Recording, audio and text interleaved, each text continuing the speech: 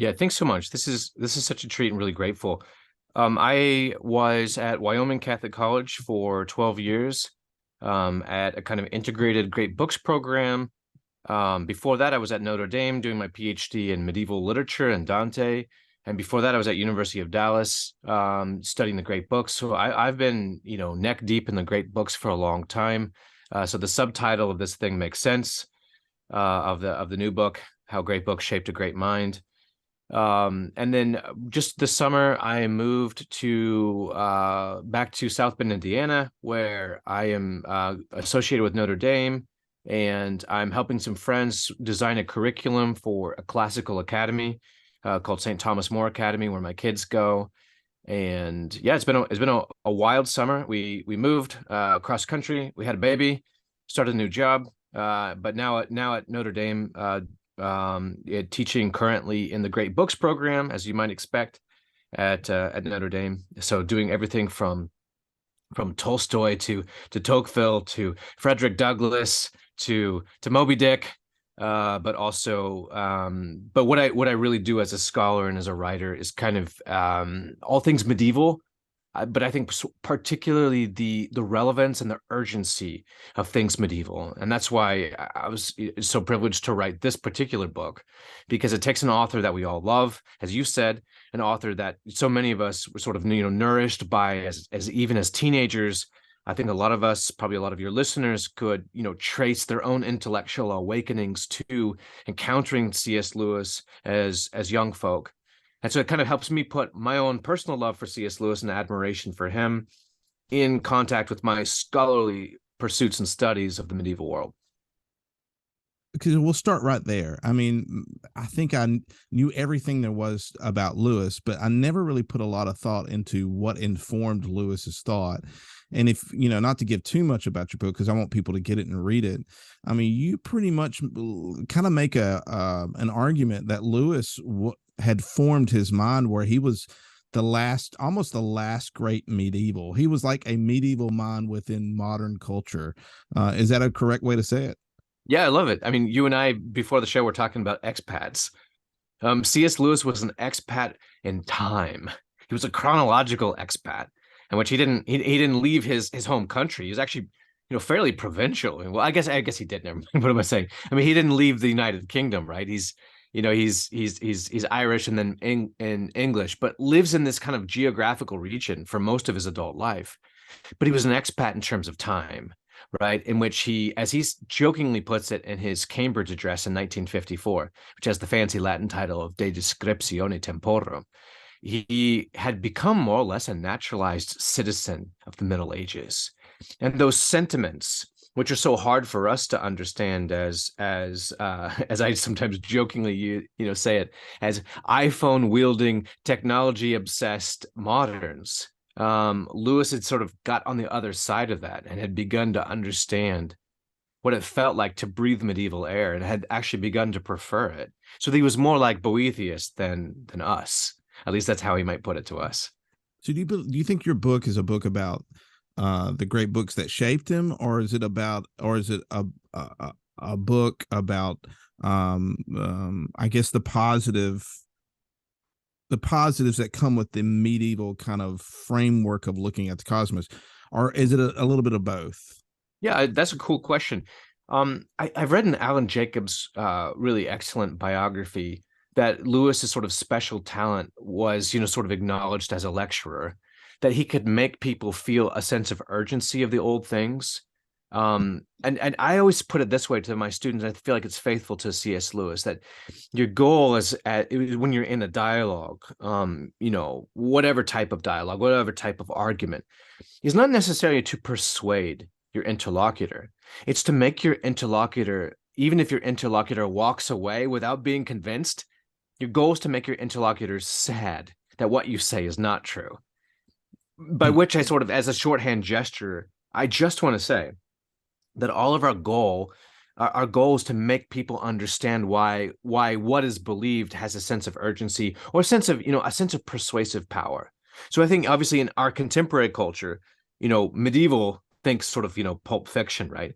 to go medieval on someone, right? It just means superstitious. It means cruelty. It means, it means stupidity.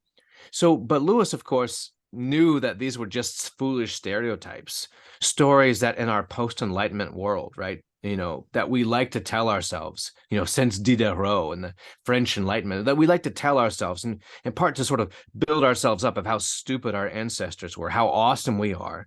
But when we do that, when we refuse to look at our own blind spots. So yeah, I think this book is a couple of things. It's kind of, using Lewis and using some of the books that he knew and loved the best to make a persuasive case that our ancestors' view of the world was not superstitious or idiotic, but it was actually quite compelling and quite beautiful.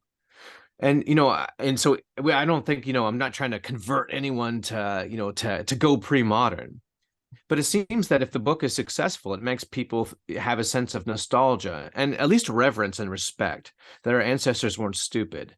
But then for a lot of people, I think it triggers a dialogue in which we think, they actually had some spiritual powers, some spiritual virtues. They had some things in their worldview, which I think we need to recover. And then all of a sudden, this very interesting, very difficult dialogue of what can you retain as a modern? And I think there are some real virtues that we have, and I wouldn't want to jettison. What can you retain as a modern while also recovering some things that we've even forgotten that we've lost? I think that's when that dialogue can begin. Like significant things we've lost, right? I mean, I was taken back by your book, and I've read this in other places before, but you put it down pretty beautifully. It's this idea of just even the cosmos, the way it's developed. I'm listening to a book we had mentioned before the podcast, where he talks about Kepler and how Kepler, in the late, it's like 1598, he started realizing that the universe wasn't quite as he grew up understanding it, that there wasn't the planets didn't have spirits, and they didn't move together in harmony and gears, where one is affecting the other, and he started becoming more of a modern mind, taking on a kind of Copernicus kind of idea of a modern mind. One of the things in the book that he said is that he started changing his vocabulary from spirits to forces. So even his vocabulary was taken on a modern approach of gravity and forces and stuff like that. And listen, we see what the power of the intellectual kind of movement of taking on this rationale of the modern age. But we've lost something. And what we've lost is kind of thinking about the cosmos in the sense of it is created by God. And then there's a sense of beauty and order. I like thinking about the planets talking and singing to each other. Like, I think there's a benefit to that, right? Is that what you mean by loss? Is what I'm asking. Is it thinking of the planets as beautiful, as singing? Yeah. What an amazing set of kind of nesting questions. I think, what have we lost? I think we've lost a lot. We've lost particular doctrines, particular beliefs. But I think maybe we could put it, boil it down to two things. One, we've lost a sense of integration. Just think about our sort of modern universities, right? If you want to study what the world's like, you either go to biology or you go to physics. If you want to study, in some sense, the human heart's response to beautiful things, you either go to, a literature program, or maybe you go to music. If you want to answer questions about, ethics, you go to philosophy or business ethics, right? But we're so fragmented. I think that part of the attraction of the medieval world is that the sort of phenomenon of beauty and the phenomenon of goodness and the phenomenon of truth, and now what we would call science, were all interwoven, such that your experience of the natural world felt not only in some sense, scientifically accurate, but also demanded an ethical and an aesthetic response. That is, what you saw was also an experience of beauty. Think surprised by joy, right? Lewis keeps talking about the natural world and this deep this deep sense of what he calls joy. But as we all know, he has a very technical understanding of that. It's a sort of a deep sense of beauty. But in that sense of beauty, I also find my very moral life being transformed. So there's an ethical sense as well. That's one of those sort of micro moments where I suggest that Lewis is still medieval or had become medieval, and that he's sort of integrating all of these experiences which we separate in our modern academy into different departments. So I think that's one sense. I think the other sense is, I call it variously, and so does C.S. Lewis, but you were hinting at it with respect to the scientific revolution. You could call it that we see the world after the mechanization of the world picture. The mechanization of the world picture. That is, our basic sort of vocabulary is one which could apply to machine engineering of things.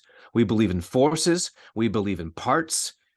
For us, you could say, you might put it like this: we don't believe there's anything between the atoms. There are atoms, and even Descartes, some of his illustrations even show this, and they have little hooks and they hook onto each other. So for us, it's all primitive elements and mechanistic interactions. That's our world picture. Now, increasingly, we even try to fit my human relationships, my sense of the human soul into these pictures. And I think, as our sort of technological devices take up more and more of our time, it makes that type of picture, more and more lived picture, more and more persuasive to us. Our medieval ancestors believe in what you could call a participatory cosmos, or Lewis calls it a symbolic cosmos. You might want to call it an iconic cosmos. And inevitably, I just think that the single best way to get at this, if you're interested in looking at Lewis, is read his little sermon Transposition, which I bet a lot of your readers already have. I think Transposition and Weight of Glory are kind of perfect companion pieces to read together. But in Transposition, Lewis has this wonderful little thought experiment in which he says, imagine if you went to a really good symphony before the age of mechanical reproduction of music, and you love this symphony. And it will say, I had the wonderful chance once upon a time to hear Beethoven's Ninth Symphony. It was actually 2020. It was before we knew that COVID was among us. I was sitting in Vienna on January 1st, listening to Beethoven's Ninth Symphony, and no one loves their Beethoven more than the Viennese.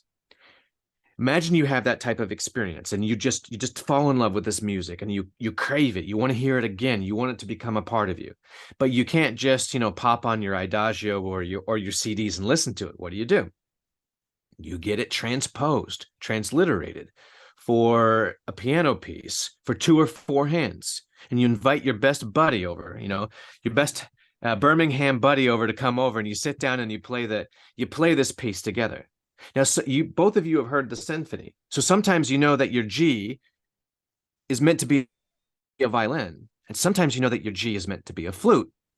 If you've heard the symphony, playing it on the piano can evoke those sort of deep memories of what happened before, even though you have a lower level language trying to capture a higher level language. Well, Lewis said that that's how our medieval ancestors felt about the very physical cosmos. As I put it in my book, for our medieval ancestors, physics was a subset of theology. Now, the way they put it was in this very beautiful, very mysterious way. Time is the imitation of eternity. Time is the imitation of eternity, as if the physical world tries to be as much like its maker as it can, in its own kind of natural operations. But its own natural operations are nothing but a yearning and a longing and a groaning to try to express something which it can't express because it has a lower level language of space and time. But what it wants to do is show forth eternity. And thus the natural world is both an icon and a failure simultaneously. But what it means is that an experience of beauty for our medieval ancestors is not just my emotions, right? It's not just me thinking, oh, how pretty that sunset is. What it is me listening in on the voice of eternity, trying to express itself in whispers, which this world can barely express. Hmm. So we can kind of go full circle now. In other words, my very scientific encounter with the world evokes both an aesthetic and a response of beauty and an ethical response, or as our medieval ancestors put it, an anagogical response in which my heart is pulled up. My heart has a sense of longing. My heart wants to see through this world as if this world were itself a stained glass window, trying to see what was on the other side of that. According to C.S. Lewis, that's what it felt like to do science. And thus, as I kind of jokingly say it sometimes, for our medieval ancestors, a Gothic cathedral was the closest thing to a particle accelerator that he could get, right? I mean, we could go into what I mean by that. But in some sense, a Gothic cathedral for them was science. It was an attempt to evoke, to represent the eternity, which was just on the other side of time-space.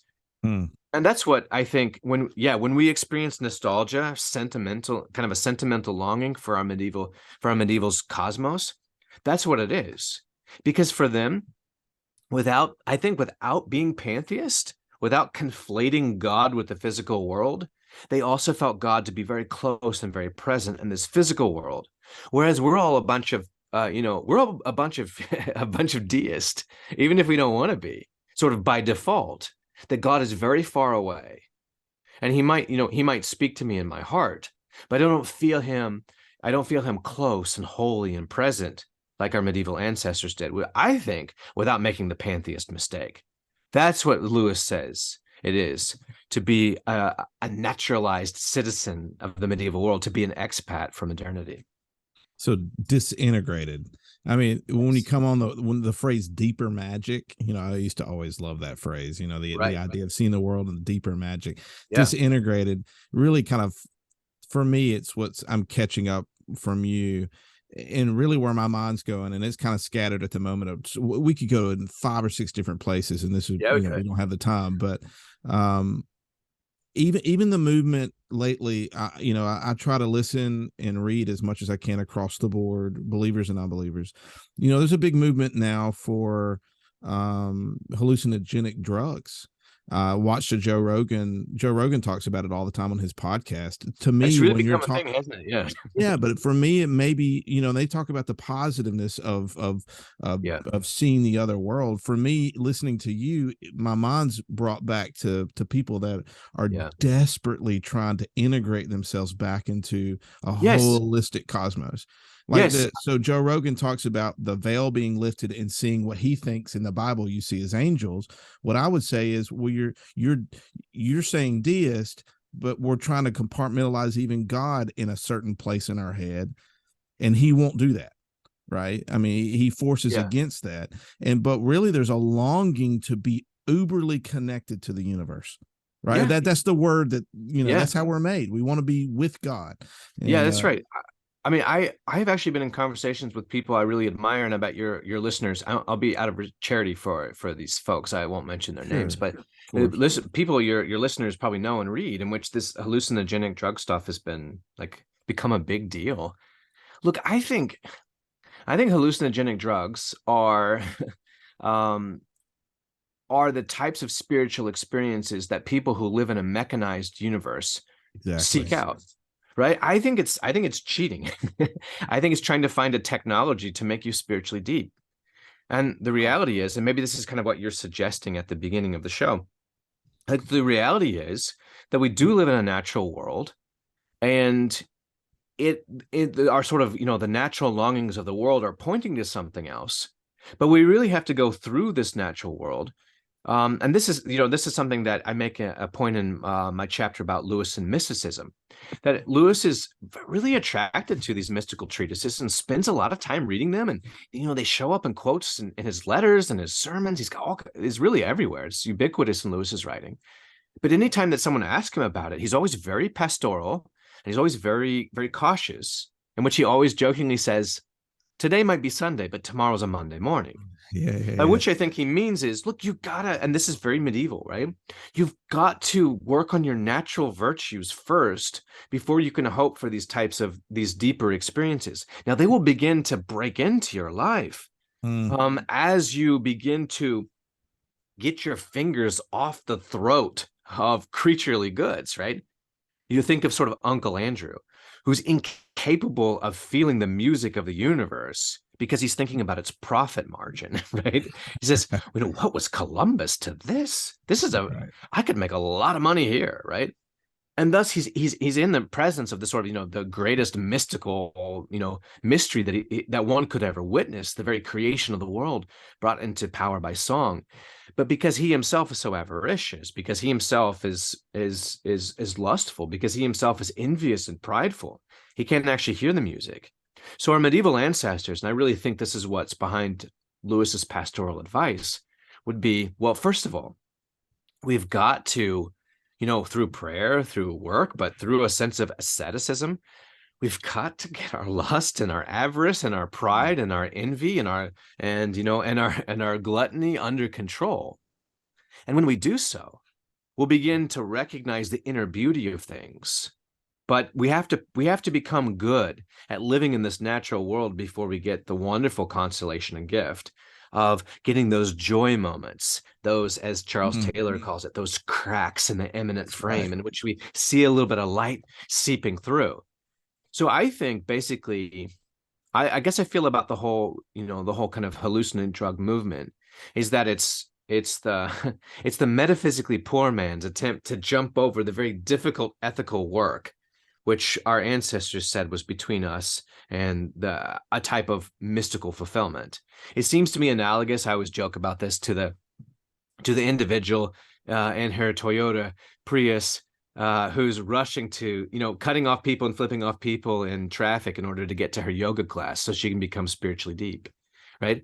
No, you gotta develop natural virtues, right, in order to get to that spiritual depth. Whereas, yeah, I think it's always a human temptation, but I think it's particularly a temptation for an iPhone and microwave culture.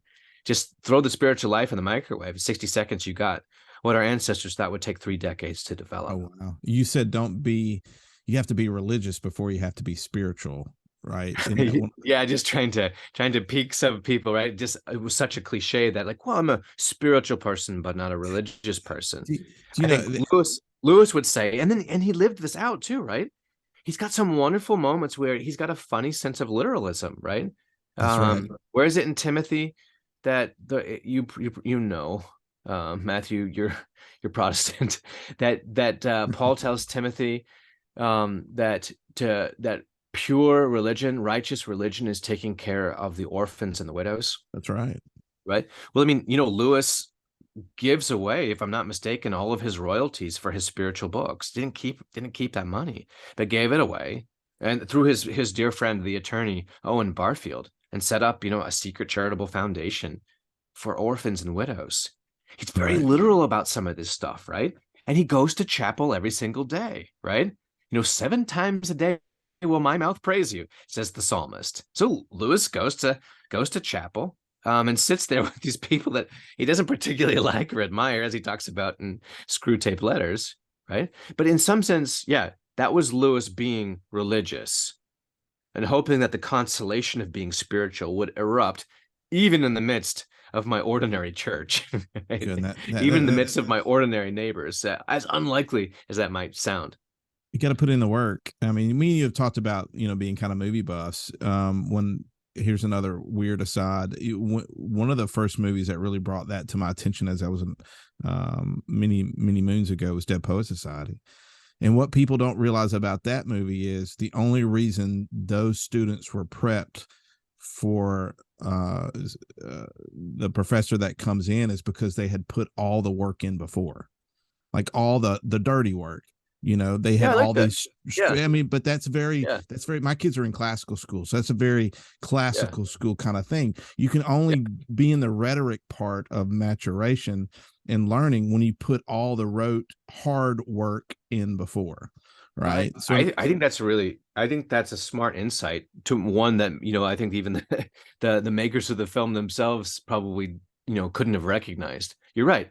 Robin Williams' character can't inspire anyone if they don't have, as you seem to be thinking about Dorothy Sayers' Lost Tools of Learning here, if they haven't already gone through the stage of grammar. That is, if they haven't already got literally a vocabulary, but a sort of basic vocabulary of reality.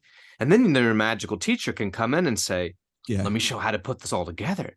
And Yeah. you Let me say, show you something real. that's what Yeah. it was, right? Yeah. Exactly. Real is not, maybe that's not the way to put it, but it speaks to what you're saying, even in this book, that because Lewis was taking on the mindset of, the medieval age, he was able to take all, because I know enough about Lewis's history that, I mean, his early history, it was very disciplined, and some of his tutors and people, it was incredibly disciplined. And he was an Yeah. atheist through that because of personal experiences.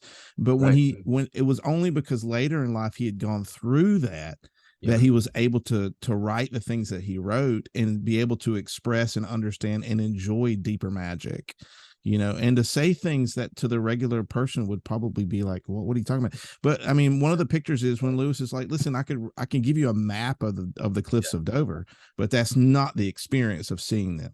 Right. Those are Yeah. two totally Right. different things. And That's that's right. what this is flowing throughout your entire book, is this acknowledgement.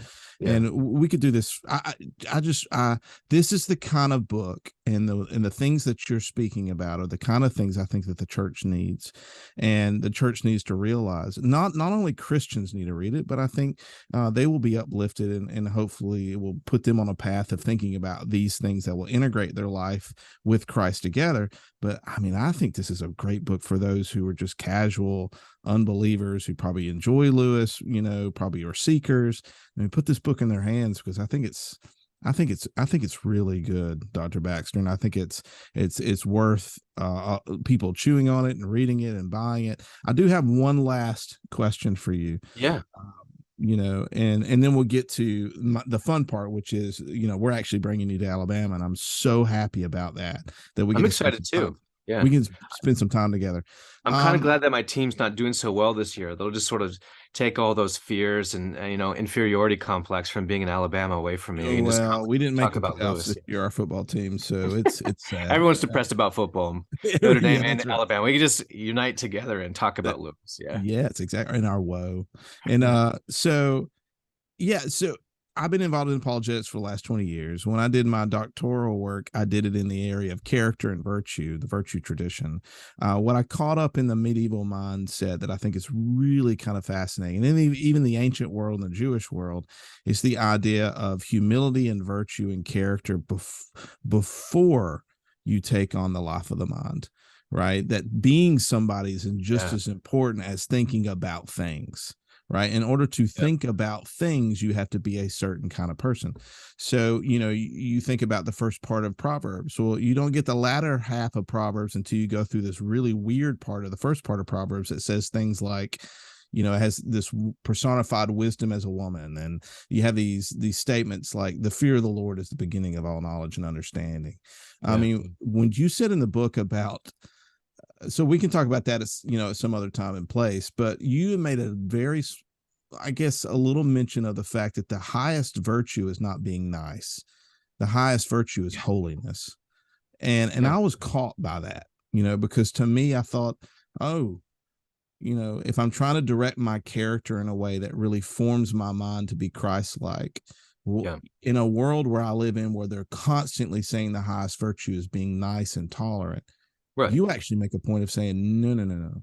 It might actually be something scarier, holiness. Yes. Can you go into that for just a minute?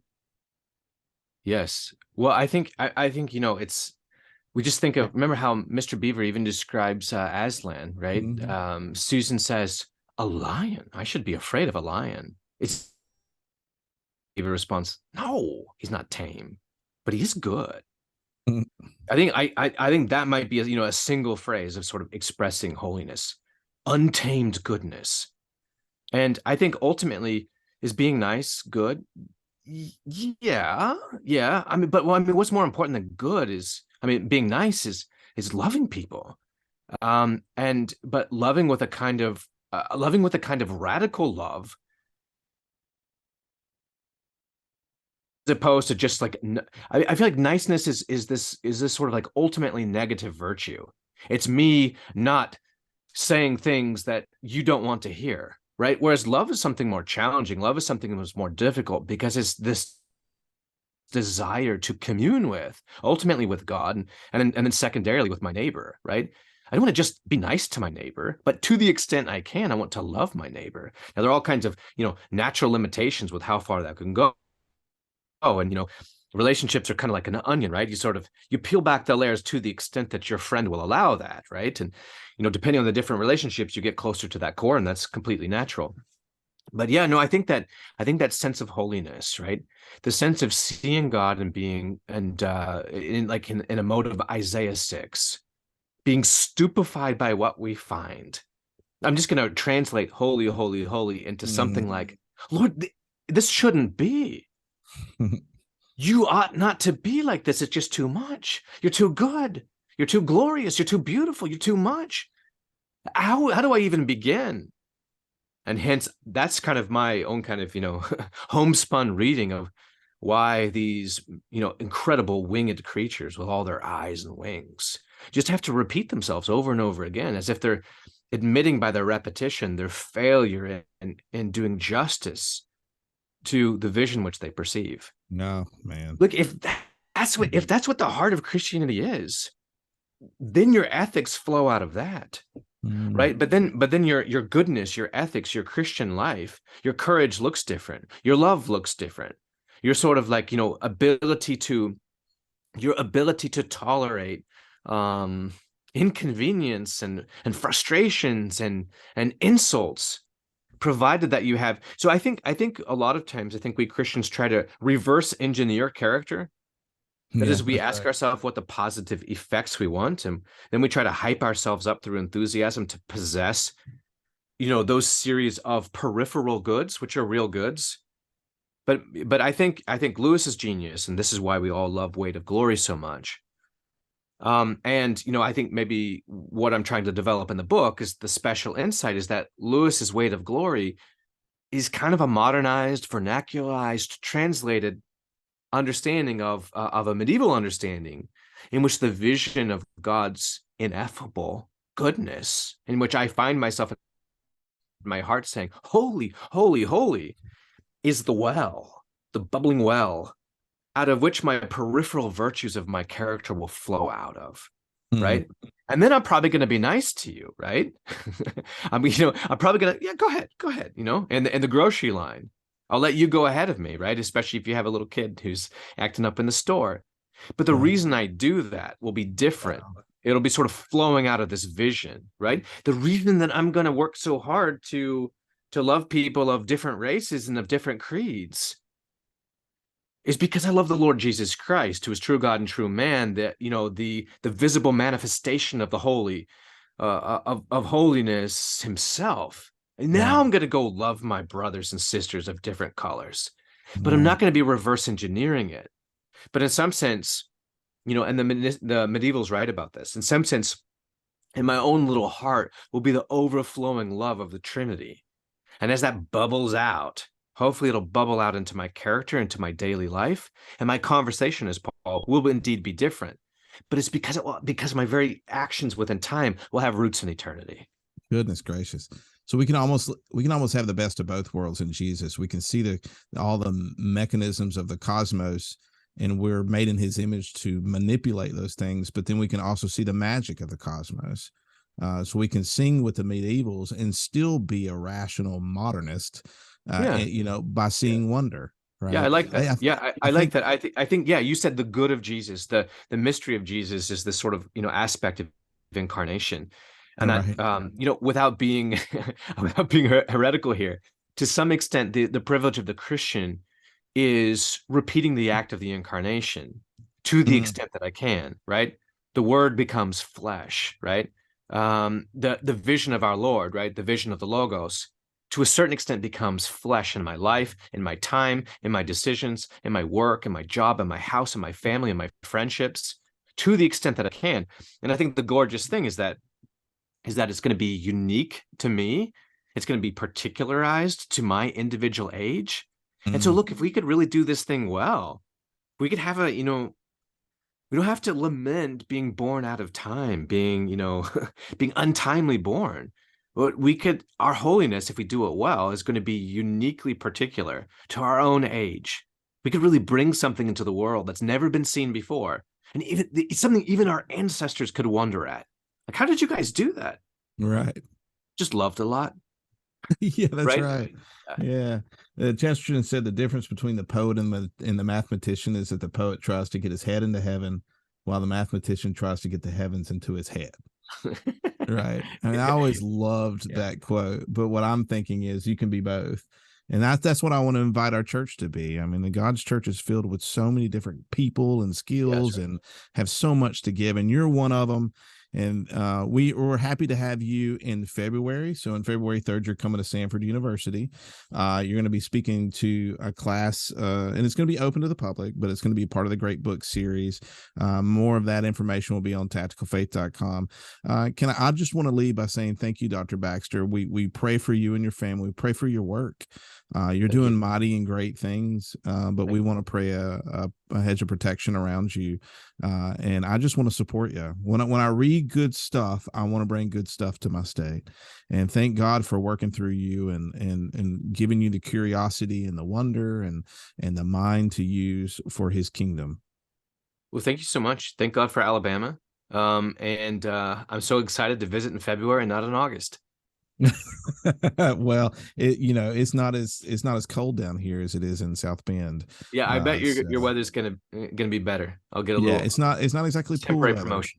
But it'll be warm. Yeah. But well, thank you so much. We look forward to having you. We look forward to bringing you back on.